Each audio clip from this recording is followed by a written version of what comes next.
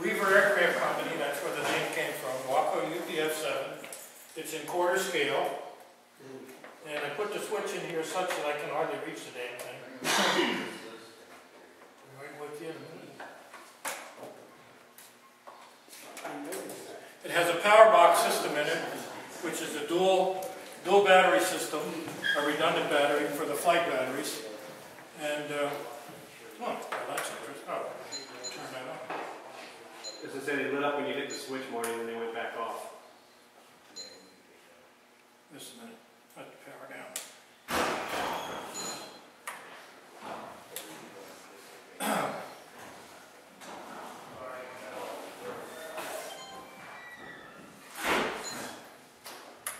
There we go.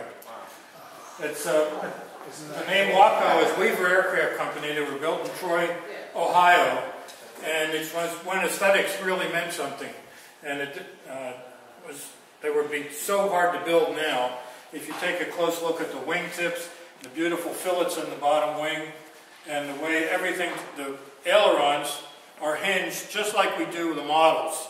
They're hinged along the top leading edge of the aileron with a piano hinge. And it's just cut away at the bottom, and that's scale, just like the models that we do now. It's quarter scale. It's in period color for, it's called Diana Cream. And it's trimmed in brown. It was hard not to put more trim on it. I said, I'm going to stop now. It looks just right. The only thing I have to add to it is a little bit of red pinstriping goes adjacent to the brown.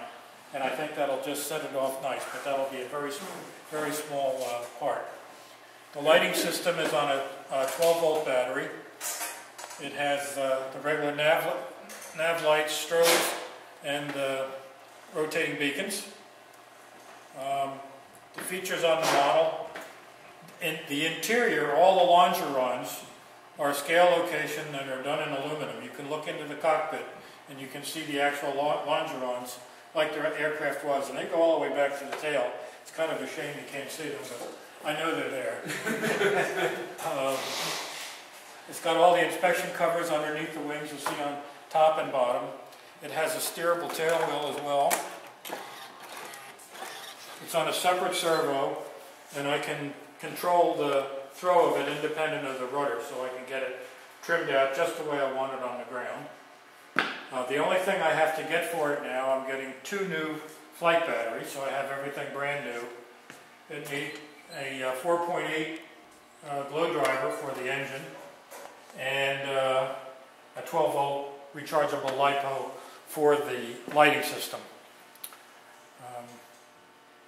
The flying wires are all made up out of Dubro components. They were the typical turnbuckles, but on the turnbuckle they have an eye on both ends. And I modified some of the clevises to put a screw in that so I could have the turnbuckle work with a clevis and an eye, and then I rigged it all that way. The scale features are on it, the oil tank here, which it's a handhold in there to fill it, and the fuel tank. You'll see these are the dummy fuel gauges. They were just float gauges that hang down. The pilot just look up there and see how much fuel's in there. And that's the fuel lines come down, 2 drains from the tank. These are the filler caps and the air vents. I have ailerons top and bottom, aileron servos top and bottom wing, even though the real one only had them powered from the bottom and the push rod moved the top one. However, for redundancy, I put a servo up here too, and I have the link so I can lose a servo, still have full ailerons if the servo doesn't jam. Marty, could you tell us about the engine? The engine's a Robart Radial. I've run it and it just runs beautifully. And I plan to fly this up at Quakertown the first time. They have a big field up there and I've been invited up there to fly it. So there's virtually nothing around. If there's any difficulty with it, I should be able to get it back into the field okay. The one thing I have to do yet is to make a jig to balance it. The center of gravity is going to fall, should fall right about this point. But it's very hard to get in here and hold it. So I'm going to make a rig for it so I can set the aircraft on it, off of the gear, and balance it teeter it right from that one particular spot. So it'll be much better than trying to hold it, because that would be the only thing that would be a problem in flying it, is if it's too tail heavy. We already have 8.5 pounds of engine up here. All the batteries will be up here in the nose, and I think it'll be okay. So you, without I say, I mean, when I'm building it, I'm always like saving stuff to the end before I do it to figure out what goes where. So you have you guessed, or I mean, how did you come to say, okay, I think this is what it's going to be? Well, as I was building, I planned on putting the servos all back here. They're all behind the cockpit because they're fairly light, and I figured, as long as I have room to move batteries anywhere, I should be okay. So I fixed all the servos back here, except for the ones in the ailerons. And the main fuel tank is down here under the front seat.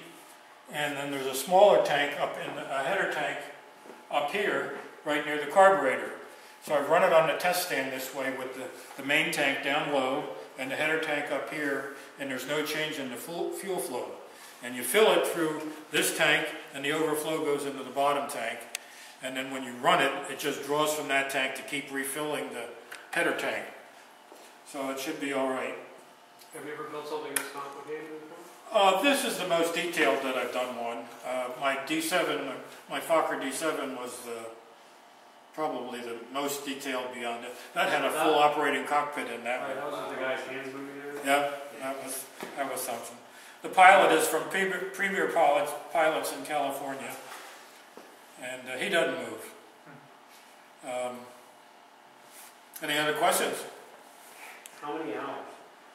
Do you have any idea? There must be 1,000 hours in it. It's been 10 years in the work. It started out, I just had drawings from a fellow who was restoring a UPF-7 in Doylestown, and his father had taken factory drawings and redone them and made a nice quarter-scale drawing of the fuselage layout. So I used that for all my longeron information, plus some other scale drawings that I got for it. So I started with that, and then Byron Originals came out with a quarter-scale kit for this. And I bought the kit. I said, what the heck? I want to build everything, I buy the kit. Well, it was first of all, it was an all-fiberglass fuselage, and it wasn't correct. The tail section was all wrong. The UPF-7 has a very high stabilizer on it, and when it flies, it kind of looks like it's nose low. So it flies rather when that stabilizer is level, it flies rather tail high for a level attitude. And incidentally, I do have an adjustable stab on here. There's a ball driver I can put in the bottom and change the incidence on the stab. That was how they trimmed the aircraft for pitch, was to move the stab position rather than a trim tab on the elevator. So that functions. So where was I going with that? Wires are Dubro, mostly Dubro components. I'm going to get new wheels from Robart. These are inflatable Dubro wheels, and I'm afraid that they might be a little light duty for the air. It weighs 40 pounds. It has 16 square feet of wing area, and that gives it a wing loading of 40 ounces per square foot. On an airfoil this big, that's a nice wing loading. That should be very nice.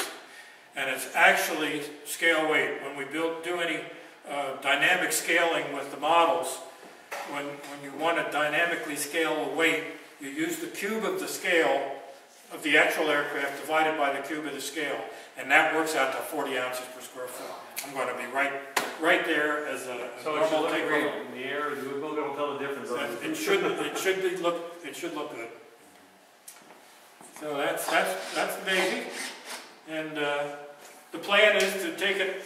When I get the new batteries, we're going to take it out to the field, run it around a little bit, get some video here, and I'll take it up to Quakertown to fly it, where I have a lot of space. I don't anticipate any problems as long as I have the CG right. It should be a pussycat to fly. Really should. 1936 vintage. The design is as old as I am. It's just beautiful. That landing gear looks tough as nails. Landing gear is sprung. It moves a little bit. It'd be hard. I guess you can't really see that too well, but it expands here. You slide in and out. When you say they slide from under the From here, this opens as the gears plays out. It opens here. There's a slide. Most of the other stuff is Proctor. The instruments are from Hobby Lobby, and everything else is made. I vacuum formed a lot of parts, and fiberglassed a lot of parts. The fuel tank is all simulated up here. If you look at it, you'll see a lot of dimples in it. These were sheet metal tanks with metal ribs in them, and all riveted. And then they covered it over the holes with the same rib stitching tape that's on here. It's all rib stitched, painted with authentic aircraft materials, and it's a lightweight Seconite. It's the same material that's used on the aircraft now, but it's not airworthy because for the large-scale aircraft, it's too thin. And that's the stitch system.